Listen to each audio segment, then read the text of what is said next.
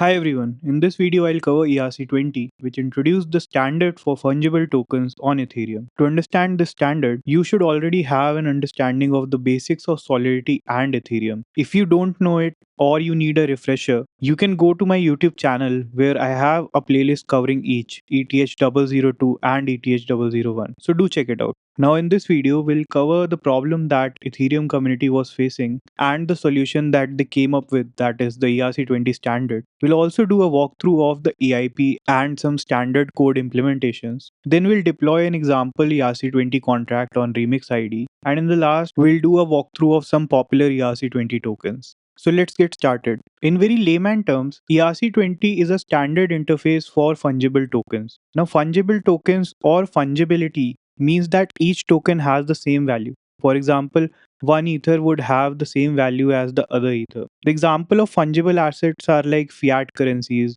INR, USD, etc. and these crypto coins, Bitcoin, Ethereum, etc. This is different from non-fungible tokens where each token has their own value. So this standard provides basic functionality to transfer tokens as well as allow tokens to be approved so that they can be spent by another on-chain third party. Before we deep dive into the specifics of this standard, let's try to understand the problem because of which it was created. So there's no token on Ethereum. Everything is a smart contract that can be written and deployed by anyone. If everyone is writing a smart contract for fungible tokens in their own way, users or app would need to interact with each different token in their respective way. Imagine the chaos it would create. So ERC20 is a common standard for implementing fungible tokens, and it defines some basic properties and functionalities related to a fungible token. It makes it easier for anyone to implement a token and for anyone to interact with that token. So a standard interface allows any token on Ethereum to be reused by other applications like wallets or DeFi applications. So the solution that Ethereum community came up with was to use basic accounting for these tokens. So the idea was to create a smart contract representing the fungible token, which would keep a record of the balances of the accounts holding that token, and that smart contract will update that record based on any kind of activity done on those tokens. So at a lower level, this is implemented as a huge hash map which tracks account balances of addresses that have interacted with that token, and it contains some functions for transferring tokens and giving allowances for spending the tokens. Apart from that, it also contains some events which signal a change in the records. So anytime an activity happens, events are emitted to signal these kind of changes on the ledger. So you can think of the implementation of contract like this. The contract contains a mapping, which is basically a huge hash map of accounts and balances. So you have the account addresses stored as the key of the mapping or the hash map, and you have the balances stored against it. Again, the accounts will be of address type and the balances will be of UINT type. So each ERC20 token contract will have this huge hash map of accounts and their balances. And apart from that hash map or the metadata, which we'll come to in a bit, the smart contract representing the ERC20 token also contains the functions that can be used by other users or contracts to do operations on these ERC20 tokens. We'll discuss the operations in detail ahead. And of course, there are also events that basically keep a log of any kind of activity happening with this ERC token smart contract. Now let's discuss the kind of operations or the kind of functionalities that are enabled by these ERC20 contracts. So these are some standard functions that will by default be included in every ERC20 contract. Again, the developers are free to add their own logic or add their own functions to increase the capabilities of the ERC20 token. But this list of method is going to be the standard across all ERC20 token implementations. So the first method is total supply. This method returns the total supply of the ERC20 token. So for example, if you launch a token that has a 1 billion amount of supply, this would return that value. The balance of function takes in an address of the owner and it returns the balance of tokens stored against this address. The transfer function is pretty much self-explanatory. It basically takes in a to address, an address where you want to send your ERC20 tokens to, and the value, that is the amount of ERC20 tokens that you wish to transfer. So it transfers this amount of tokens to this address from your account. Now the way that transfer would happen is that you have your account listed here in the hash map. It is there as a key and you have the other account as a key as well. So let's say you have this account and you want to transfer some amount to this account. You have 100 tokens with yourself. So you transfer 10 tokens from this account to this account. On the smart contract level, what this would do do is that it would reduce your balance by 10 and increase the balance against this account key by 10. So that's how the token transfer is happening. You're basically updating the ledger, that is this huge hash map stored on the smart contract. We also have a transfer from function which takes in a from address, a to address, and the value. From address is the account from which you want to transfer the token.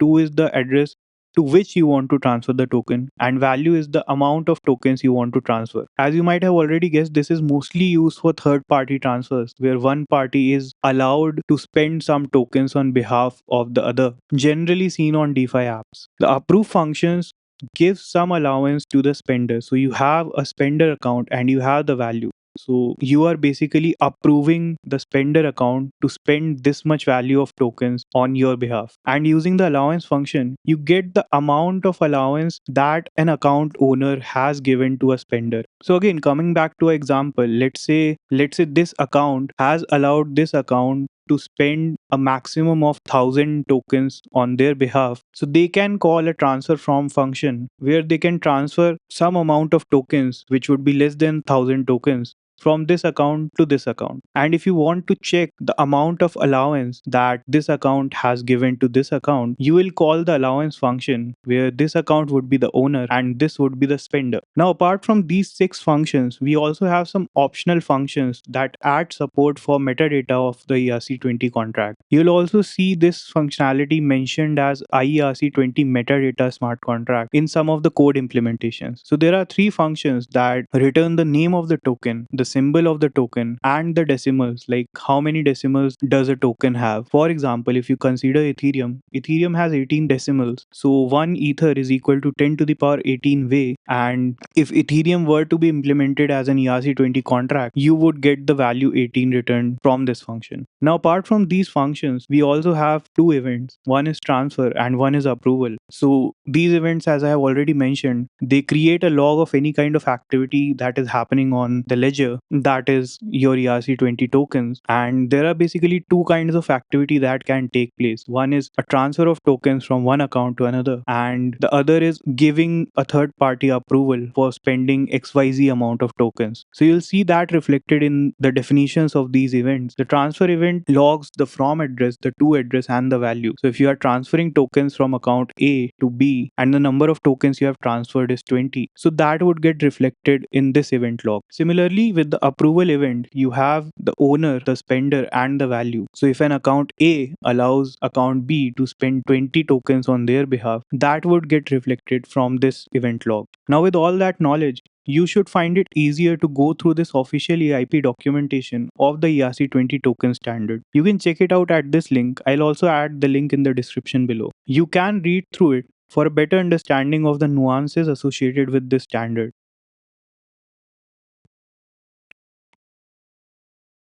For example, you can see that here's a small nuance where the standard is specifying that transfers of zero values must be treated as normal transfers and fire the transfer event. Note that most likely these nuances would already be taken care of in the implementation you will use. Again, we'll discuss these implementations in a few minutes. So apart from that, there are some other resources that you can check out to get a better understanding of the history of this ERC20 token standard. Also note that the specification does not define any minting or burning functionalities. That's on the developer to add. Now coming to the implementations of this specification, you can check out the implementation from 3 different sources. One is OpenZeppelin, the other is Soladi, and the third is Soulmate. I'll add a link to all 3 of these in the description below. And we'll do a walkthrough of the OpenZeppelin implementation. So in the OpenZeppelin implementation, you have a standard interface, ERC20. Then you have its implementation, that is ERC20. And you also have some extensions. I'll not talk more about the other extensions. I'll only cover ERC20 metadata for now. You can check out the ERC20 video in the OpenZeppelin series for more details on the other implementations. So the first is IRC20 implementation. You can see that we have an interface defined as IRC20. We have our transfer and approval event defined. Then we have the total supply function. Then we have the balance of function, the transfer function, and the allowance function. Beyond those, we also have the approve and transfer from functions. Now we have another interface that is an extension of this interface. So you can see that IRC20 metadata interface imports the base IRC20 interface and it adds a few more functions for the name and symbol of the token and also the number of decimals in the token. Now both of these interfaces are implemented in the ERC20 contract. So you can see that we are importing the IRC20 interface and we are also importing the IRC20 metadata interface.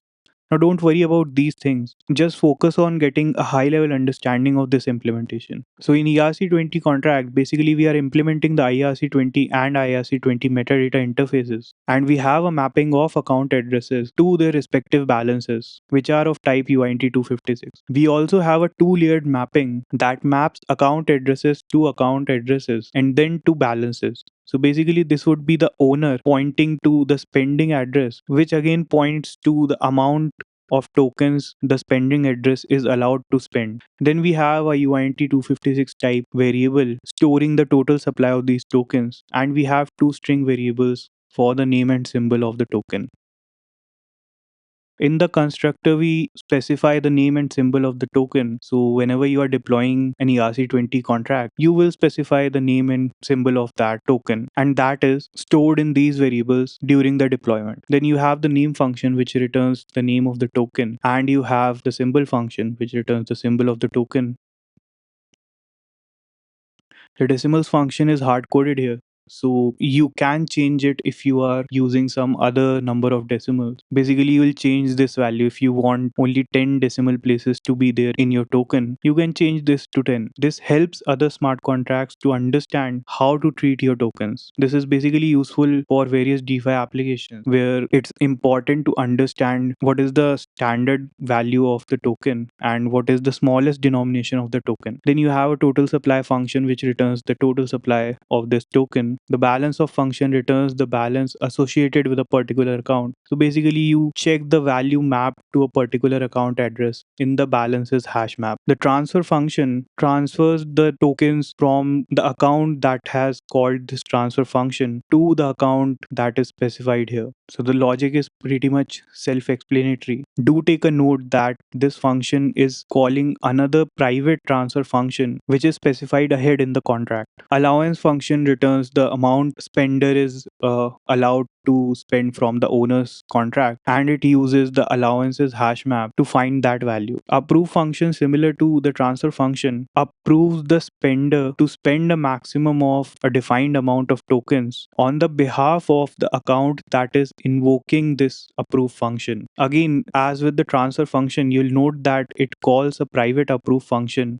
within itself. This function is also defined later in the code. Then we have the transfer from function. This transfers a particular amount of values from the from address to the to address. This would mostly be used by a third party, which would become a spender. So any kind of DeFi dApp or any other person calling this transfer from function on behalf of the owner's account, and they'll see their allowance reduced by that particular amount. For example, if you are authorizing your friend to spend a maximum of 100 tokens on your behalf, your friend would become the spender, and if they are spending 10 tokens on your behalf, they'll see the amount that they are allowed to spend on your behalf reduced by 10. So if you have allowed them to spend 100 tokens and they are spending 10 tokens on your behalf using transfer from, the total value that they will be allowed to spend after this transaction would be 90. And then again, it calls the private transfer function. Now here's the private transfer function. It takes the from address, the to address, and the value of tokens to be transferred. It checks if the from address is 0 or not and the to address is 0 address or not. If they are, it reverts back with an error. Otherwise, it just updates the balances, that is the records in the hash map based on the values sent to it.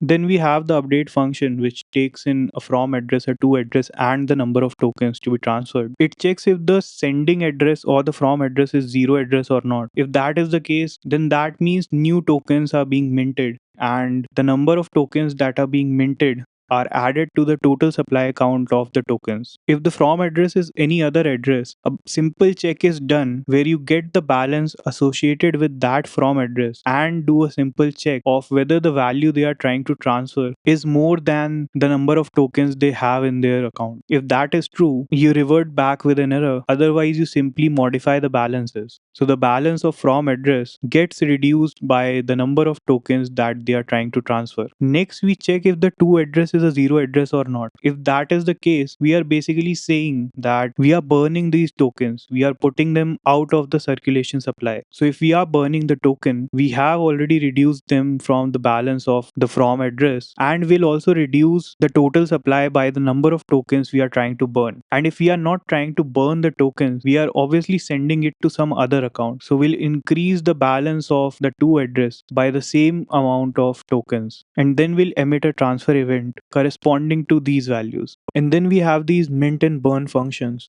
So if you go into the logic of these functions, you'll realize that these functions are using the private update functions underneath to mint a certain value of tokens to an address, or to burn a certain value of tokens from an address. And then we have these approve functions. Both functions have a same name but different function signatures. So this approve function has an additional boolean parameter called emit event, and this parameter is basically used as a signal of whether to emit the approval event or not. So this approve function takes in the owner, spender, and the number of tokens, and internally it calls the other approve function with a true flag.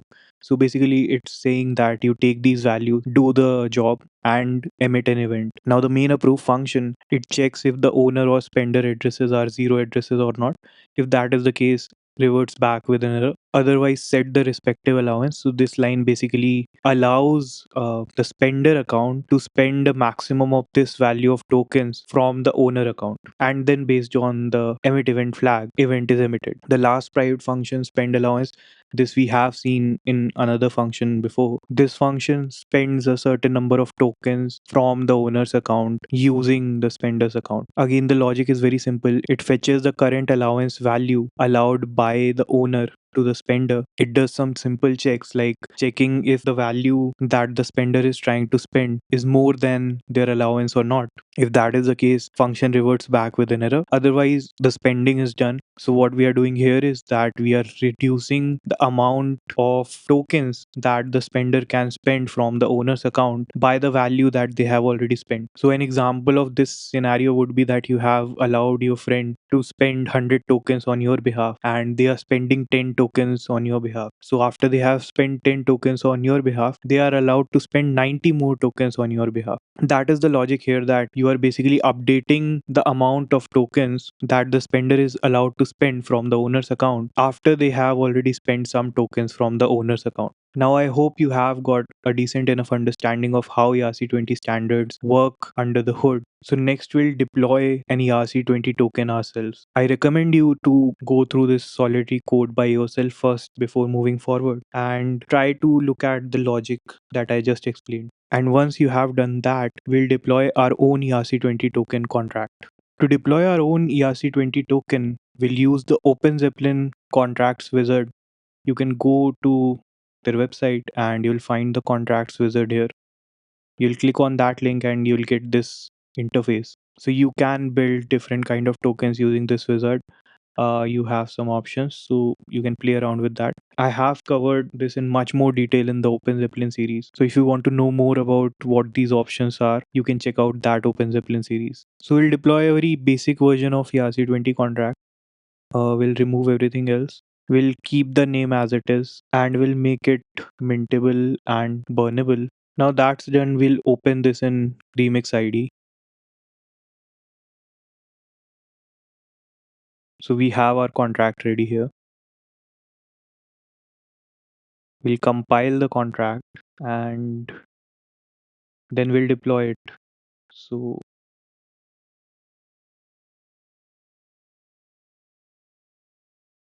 we'll put ourselves as our initial owner.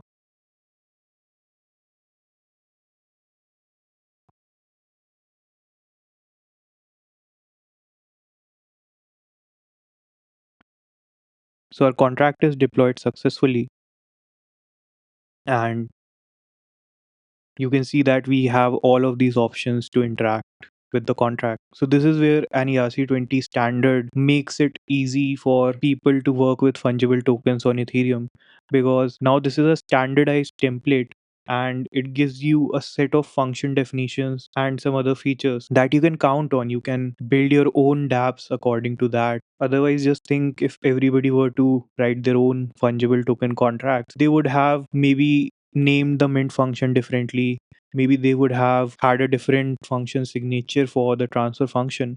So it would have been a very difficult situation to build cross compatible DeFi apps. So our ERC20 contract is live now. We'll mint some tokens to ourselves. So we'll add the address as our own address and we'll mint 1000 tokens to ourselves.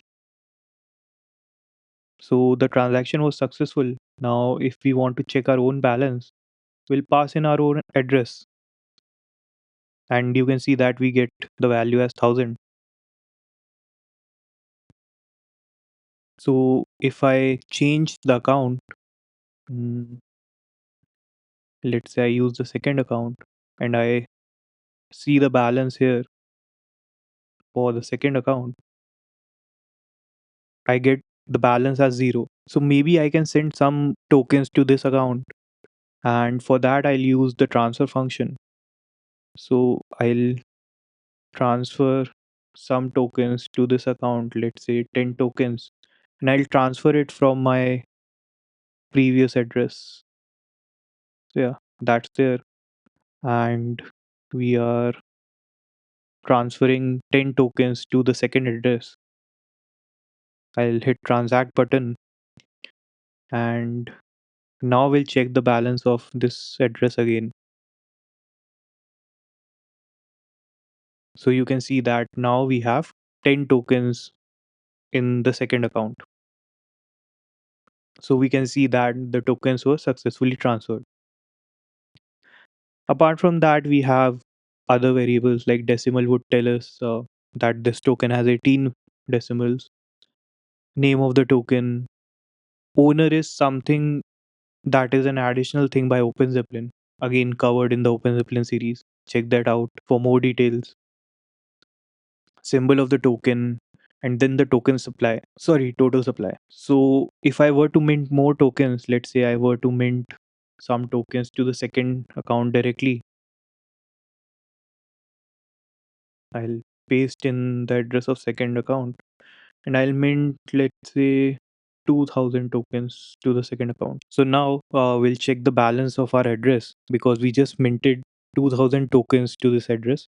So we can see that the balance is increased to 2010. 10 tokens we transferred from the first account to this account, and 2000 tokens we just minted. Also, the total supply has increased from 1000 to 3000 because we just minted 2000 new tokens. So that's how an ERC20 token works. Now take it as an assignment or homework to play around with the approval functions and the transfer from functions. So I've already explained how these functions work under the hood. You already know the logic and the behavior that they should exhibit. I think it will be a great exercise for you to deploy a contract yourself and play around with these functions so that you have a better understanding of how an ERC20 contract works. Next, we'll look at some popular ERC20 tokens.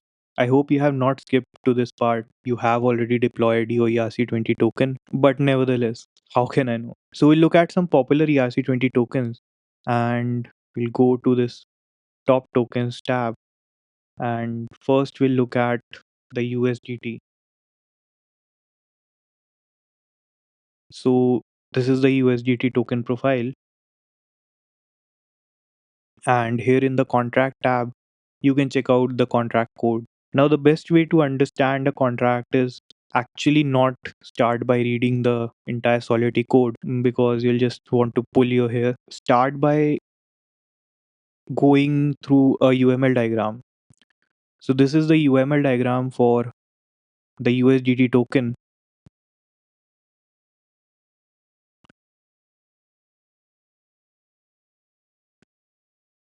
You can see at the bottom we have the tether token, and it inherits many different kind of Solidity code. So it starts with an ERC20 basic interface, which defines a few basic functions. We also have a safe math library for avoiding any errors in the math operation. And we have an ownable contract module, which puts an account address in charge of this tether token. So if you recall from the example we just deployed, I specified the first account address as the owner of the contract. Now that account has the authority to do certain operations which other accounts won't be able to do. So, for example, if you are launching your own ERC20 token, you should have your control over the minting and burning of that token. And that is an activity that should be allowed only to the owner of the contract. So, this helps with that. This is a module from OpenZeppelin contracts library. And again, this is there in the OpenZeppelin series. Then you have an ERC20 abstract contract inheriting from the ERC20 basic contract. It adds some functionalities of allowance transfer from approve and an approval event. This contract is also inherited in a basic token. So this also brings in some state variables and some functions. And then you have a standard token, a blacklist contract. So again, if you are dealing with minting and burning of tokens, and there's some bad person trying to misuse your token, so you can blacklist their contract address. So blacklist is generally used for that. You can take a deeper look into how this contract is written if you're more interested in that. Then we also have a pausable library. This allows you to pause or unpause certain features of the smart contract. So something like tether token that is used very extensively. Let's say if some kind of mishap happens with the contract, the owner in charge of this contract can pause or unpause certain activities, which basically means that they can set the smart contract to a state of pause or unpause. And when the smart contract is paused, let's say minting won't be allowed during the pause state. So for those use cases, the pausable library is used. This is from the OpenZeppelin contracts library, again covered in the OpenZeppelin series. So we have a tether token inheriting a lot of these contracts, and that's how this works. I'll not go into the details of this contract. If you are interested, feel free to read how they have structured the USDT token. But the only point that I'd like to highlight here is that remember that I mentioned that ERC20 standard is just the bare bones for some basic functionalities. You can see that playing out here, that they have used the ERC20 standard as their base, but they have added a lot of other functionalities on top of it, which they needed for their own token. So the key takeaway from USDT is that you're not limited by the ERC20 token standard. It's just a good base for you to start thinking about your token, start writing your token contract, because that makes it interoperable with other applications in the ecosystem. Okay, so that was USDT. Our next example is going to be USDC. So this is the profile page of USDC, and here in the contract tab, we'll find the contract for USDC stablecoin.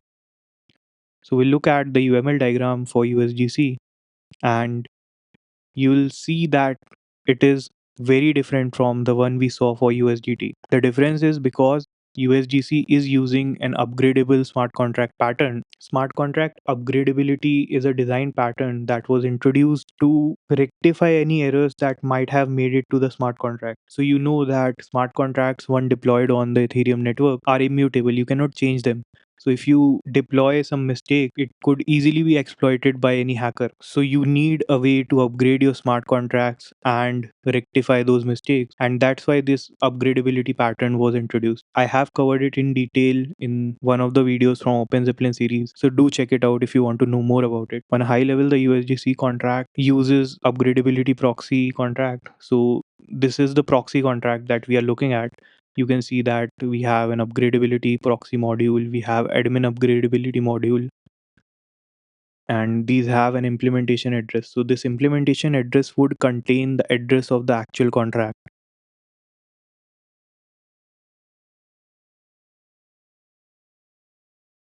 If I go back and see here, if I do the read contract, I can see the variables of this proxy contract. So there are two variables, implementation and admin. So implementation would contain the address of the actual USDC contract, and admin would contain the address of the admin. So admin can change the implementation address, which basically means that you have USDC version 1.0 deployed on Ethereum. It has some smart contract address. So you have that stored here. Now you found a mistake and you rectify it and you upload a USDC contract version 2.0. So you change the implementation address to the address of the new smart contract. If you look at the functions of this proxy contract, you can see there's this upgrade to function here, which will help you in changing the implementation address. And you can change the admin of the contract. You can also read the variables of the proxy. So here are all the variables of the proxy. And here are all the functions of the proxy. Now, again, I'll not spend much time on this because USDC and USDT both deserve an entire video of their own. But the key takeaway here would be that although both are stable coins, both are pegged one on one to the fiat reserve of USD, they are implemented differently at the smart contract level. USDT has a smart contract deployed, which you cannot upgrade, but USDC has a smart contract deployed, which you can upgrade. Both the contracts use the ERC20 standard at its base. In USDT, you were able to see it directly, but in USDC, you will be able to see it in the implementation contract and not the proxy contract. So, in the implementation contract, you can see that you have functions like approve and transfer, which are functions from the core ERC20 standard. Even with the state variables, you can see you have variables like decimals, name, symbol, total supply, etc. So the implementation contract of USDC also uses the ERC20 token standard at its base and it adds its own features on top of it. Next, we'll check out wrapped tokens, which is wrapped Ether and wrapped BTC. So we'll get the UML diagram for wrapped Ether. You can see that it's a very simple contract. It's almost the ERC20 token standard with one or two additional stuff. On the other hand, we have wrapped BTC. So if we get the UML diagram for wrapped BTC, you have an entire mesh of smart contracts. So you can see the difference between wrapped Ether and wrapped BTC. To understand what's happening here, you should have an understanding of what wrapped tokens are. I have a video covering wrapped tokens and wrapped Ether. You can check it out for more details. But in summary, some tokens are not natively supported on a protocol. For example, Bitcoin is there on the Bitcoin chain, but you don't have Bitcoin on Ethereum chain. So to have Bitcoin on Ethereum chain, you wrap it using an ERC20 token. And then you have an entire bridging mechanism where basically if you want to transfer your Bitcoin from the Bitcoin chain to the Ethereum chain, you lock some of your tokens on the Bitcoin chain and an equivalent amount of tokens are minted on the Ethereum chain. So that entire logic is going on there. And this entire mesh of contracts is there to take care of that. Ethereum, on the other hand, or wrapped Ether is the wrapped token for Ether itself. Now, the question arises that why do you need that on Ethereum network? Answer is simple. Ether by default isn't interoperable with the ERC20 tokens. So ERC20 standard came much after Ether was designed and included as a part of Ethereum network. So to make it compatible with the ERC20 standard and therefore other dApps, we wrap the Ether in an equivalent ERC20 token, which is wrapped Ether. This contract is simple because this is deployed on Ethereum. You simply transfer some amount of Ether to this contract and it mints an equivalent amount of wrapped Ether to your account. So you don't have that entire bridging, locking deposit mechanism, and that's why this contract is very simple. The next token that we'll look at is the Shiba Inu token. So this is a meme coin and I just wanted to cover it for the fun of it. So we'll go to the contract tab and again we'll look at the UML diagram. So again, you'll see that the contract is very simple. You have a main contract, token mint ERC20 token. This I guess is supposed to add minting and burning facilities. Then you have the ERC20 standard, which has all of the ERC20 functions and events and variables, which itself inherits from IRC20, which is the ERC20 interface, and it includes a safe math library for avoiding any kind of math errors. So again, you see a very simple implementation here. And meme coins are anyways very simple. You just have fun by speculating on those. They don't have a lot of requirements. They don't need a lot of maintenance or a lot of care to keep them going and avoid any kind of hack or any kind of improper use. So that's why a meme coin contract logic is almost every time going to be very simple and straightforward. Now the next and last example that we are going to look at is Uniswap token. So Uniswap is a very famous DEX, and this is the code of their token. So we'll look at the UML diagram, and again you will see a very simple implementation. So we have a safe math library for avoiding any mathematical errors. Then we have the entire Uniswap contract. It has all of the things we covered in the ERC20 standard, plus additional functionalities and features needed specifically for the Uniswap contract. Now, the thing to note about this contract is that it isn't inheriting from a base ERC20 interface or a contract or any kind of implementation.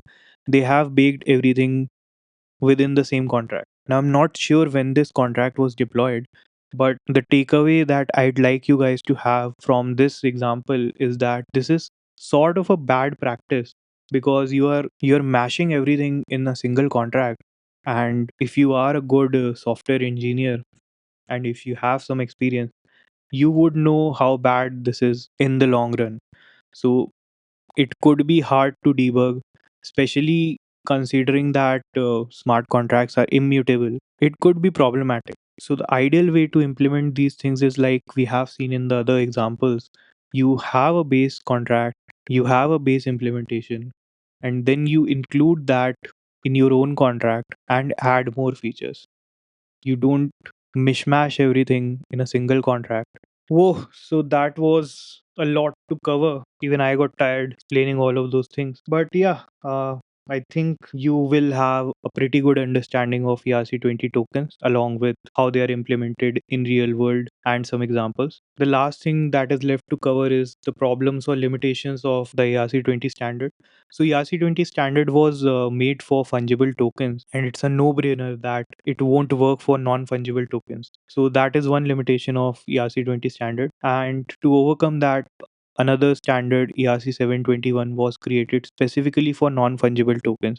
It's a modified version of ERC20 standard. I have covered that in a separate video. You can check it out. Other limitation is that we have to deploy one contract for each token. So if you want to have 10 tokens, you'll have to deploy 10 separate contracts. So this becomes a limitation when you are thinking about things on a large scale. So for example, having individual project tokens like Uniswap, USDC, etc.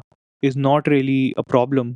But when you need fungible tokens for applications like games, a single game usually has multiple non fungible tokens, and as many tokens you will have, that many contracts you would need to deploy and manage. That is another limitation. And if you are working with a mix of non fungible and fungible tokens, you have to manage everything separately. So to avoid that problem, another standard called ERC1155 was created, which is a multi-token standard. It allows you to have multiple non-fungible and multiple fungible tokens in the same smart contract, and it also gives you the ability to do batch operations like transferring multiple tokens in a single transaction. So that really helps you with the gas efficiency and stuff. Again, by this time I just feel shameless for putting in plugs for all of my other videos, but it is what it is. uh, I have a separate video for ERC1155 in the same ETH004 series. You can check it out. There are some other extensions of the ERC20 standard. You will find them also in the same series. Feel free to browse through the playlist. So that was all about ERC20 tokens. Check out the official doc for more details about the ERC20 standard. Check out the ERC20 token video from the OpenZeppelin series, and do check out videos on other ERCs and EIPs. Ask your doubts or leave feedback in the comments, like, share, and subscribe. Thanks for watching, and I'll catch you in the next.